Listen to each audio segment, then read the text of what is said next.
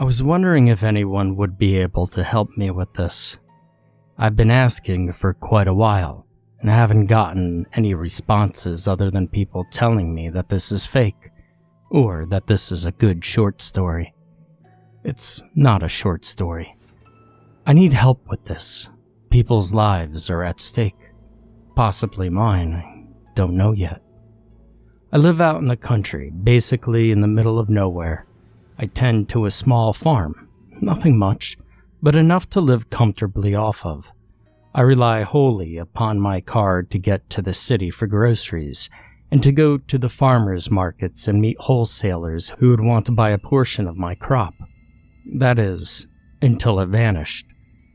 One day, I woke up, got dressed, prepared to go into town to set up at the farmers' market, and found that my car was missing. I didn't know if it had been stolen or if it just disappeared, but I went to call the police. And that's when I found out that the phone lines don't work either. I've tried to call the police, call my family, hell, I think I called for pizza one time, but every time I do, I hear noises on the other end, instead of whoever I should be talking to, or at least their voicemail. Not screams or Latin chants like I'm sure you expect from one of these stories, but peaceful noises. Like birds chirping, running water, stuff like that. One time I heard a woman's voice say something in what I think was Italian. She sounded happy, not excited, but at peace. I tried to look up what she said on the internet, but I can't transcribe a language. I just don't know how. Speaking of the internet, I suppose you're wondering why I haven't contacted someone that way. Tried to tell one of my clients of my situation in hopes they'd bring a car or something that I could use to get out of here. Every time I go to email someone I know, I get some bullshit response that I'm very, very sure is not being sent directly by them. For example, I sent this message to a friend of mine, Dave, in hope that he would be able to help out. Yo, Dave, someone stole my car. Can you give me a lift to the police station? Thank you in advance. This was the response I got.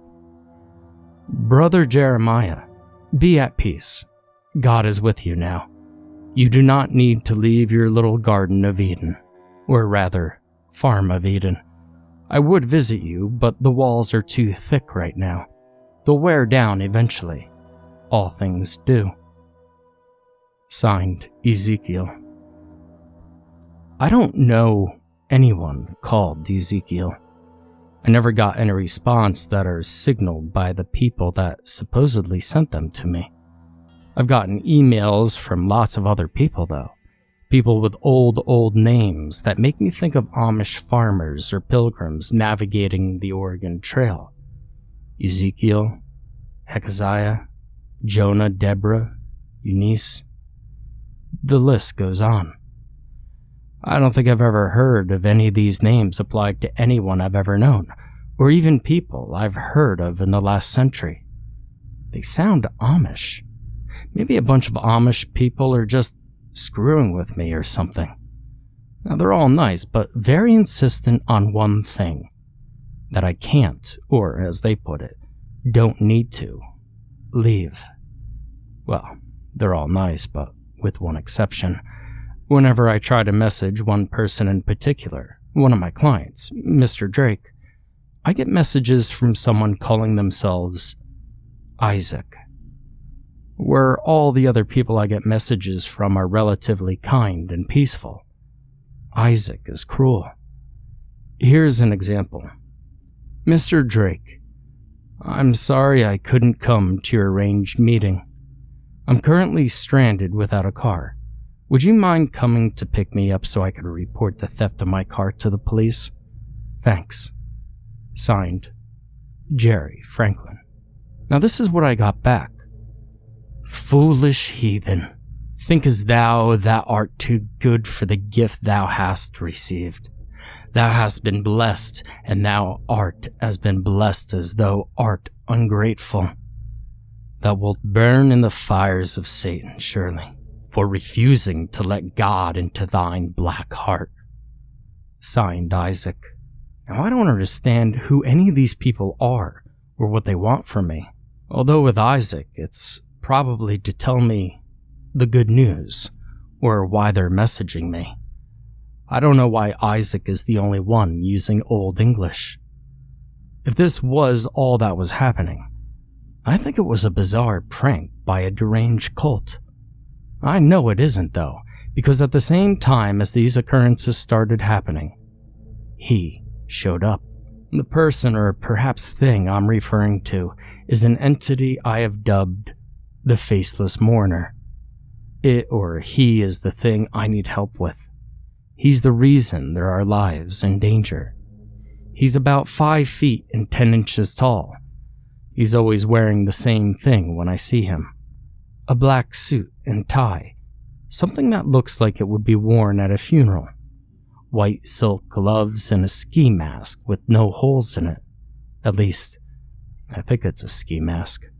He might not be wearing gloves either. He's either wearing a ski mask and gloves, or his skin is made of cloth. Either way, I'm confident he does not have a face. Every time I'm close enough to see him clearly, I could see that he has no facial features beneath his mask.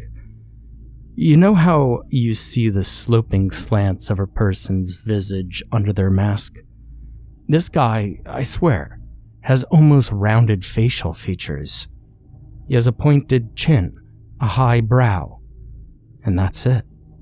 I can't identify any eyes, mouth, or nose-like bumps under his cloth exterior. It's odd. I can't tell whether his face is a flat surface or almost rounded. He also is carrying an open pink umbrella every time I see him. It's reddish pink with a white floral design. The handle is plain and wooden. It is either open or closed, depending on the weather, but he will always have it open on either days where it is raining, snowing, or in excess sunshine. He never shows any discomfort about the weather, despite how harsh the conditions here have become. He doesn't normally move, but when he does, he either does it in quick and short increments, or slowly and gradually, like a flower turning towards the sun. There's one last thing. Every time he appears, he brings a corpse with him. Now you see why I said lives are in danger. I'm not sure whether it's him killing them. I'm not even sure how they got here, as I've never seen them appear during my stakeouts, and he can't be carrying them, as his frame is quite diminutive. They appear differently depending on what season it is. That's right, I said season. See, this has been happening for what I can only seem to measure in years. The first time the Faceless Mourner came, I noticed a small calendar on my nightstand. A little thing you'd see on someone's desk rather than their wall. Nothing was remarkable about it, other than a week's worth of days had passed since I fell asleep. Time passes faster here. Seasons change in the span of weeks. 1 year here lasts 52 days. Now, back to the corpses. I always find him standing over them, as if silently contemplating the loss of a friend. The conditions are the same every time, and they change depending on the season. For convenience, I will describe these events as burials. The seasons won't change correctly, and the day won't end until I either bury the corpse or burn it. I've taken to burying them as this has been happening so long, I'm running out of space in my yard. Although I've noticed the makeshift grave markers I prepared for them disappearing and the ground leveling out for a while. In winter, the burial takes place in a blizzard. The Faceless Mourner stands stock still against the raging winds and tearing snow. His umbrella seems to shield him adequately, as I've never seen him get wet in either a spring or winter burial. The corpse is always frozen solid, under a foot of snow. This is probably the hardest burial for me. as not only do I have to dig the corpse up, I also have to find enough dry wood to get a proper fire going.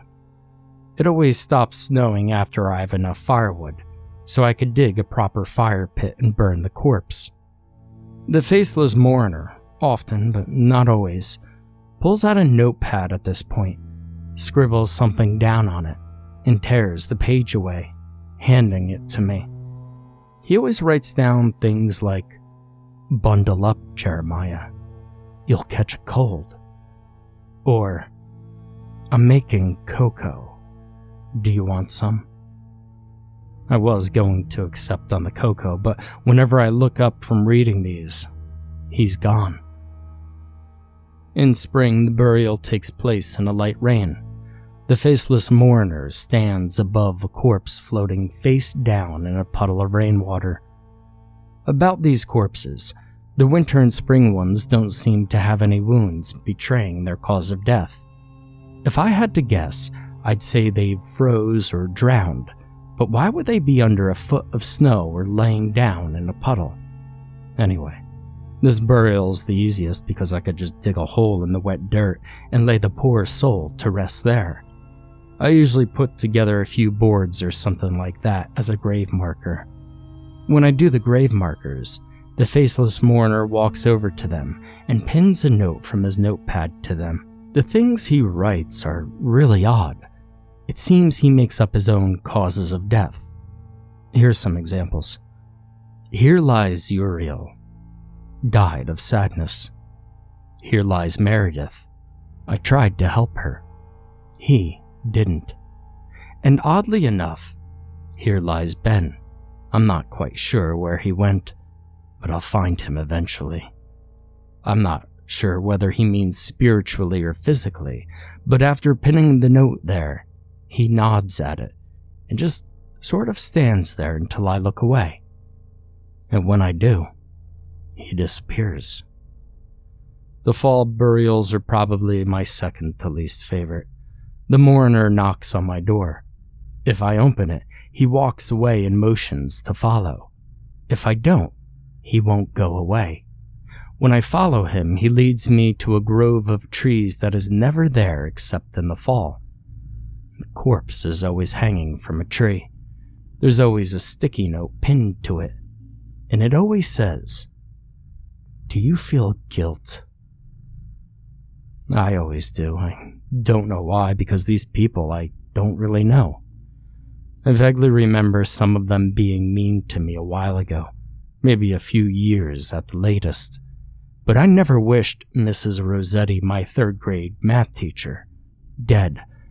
I certainly never hoped I'd find her here, hanging from a tree. The corpses are always on the higher branches, and I have to cut them down to bury them. The soil is still good, so I could usually bury them. I normally just bury them in the forest, but one time I did that and found the corpse in the tree again, so I took it into the yard. The person was obviously killed by hanging, and there was a wound around their neck to indicate so. But the thing is, how do the corpses get up there? The taller trees are around 20 feet, and the mourner doesn't seem like the tree climbing with a corpse type. A more obvious question would be, where does the forest come from? Or where does it go? But I can't even begin to get into that one. The summer burials are the worst, easily the worst. I retch thinking of them in May. I can't sleep more than a few minutes of the last night or week before June. During the summer burials, the ground is cracked like it would be in a desert. All the grass is gone, and the few trees that are left are dead. The sun is so strong I actually have to put on sunblock, or I'll get burned so badly I won't be able to walk the next day. The mourner stands over a decomposing corpse that had been gruesomely murdered. The wounds range from bullets to the head to having their stomach ripped open with all their organs stuffed down their throat. The mourner writes a note preemptively, pinning it to the corpses. They always have an accusatory tone, saying things like monster, unforgiven, and repent. I don't understand what he means by this. I've never hurt anyone in my life. And now this guy starts bringing corpses onto my property and blames me for their deaths. Now, the third time this happened, I tried to punch him in the face, but with reflexes that would put a cat to shame, he batted my hand out of the way with his umbrella, striking so fast that he almost broke my wrist. I can't bury the corpse in the summer. The ground is too hard. Thankfully, the trees are all dead so I could use them for easy firewood. But the bad part is the smell. It smells like every dead thing in the world combined into one big dead thing and decided it needed to vomit right then. I always did. The first time it took me 4 tries to stop, and when I finally did, I looked up and noticed the mourner offering me a flask. I knew whatever he had in there wasn't water. I didn't care. I needed to get the smell of corpse out of my nose and the taste of bile out of my mouth. I grabbed it and took a long swig. It's hard to describe the taste. It tasted not so much like apples as it did apple peels. It hardly tasted like anything, with a crisp aftertaste. And right there, it could have been ditch water and I still would have drank the whole thing. I handed the flask back to him.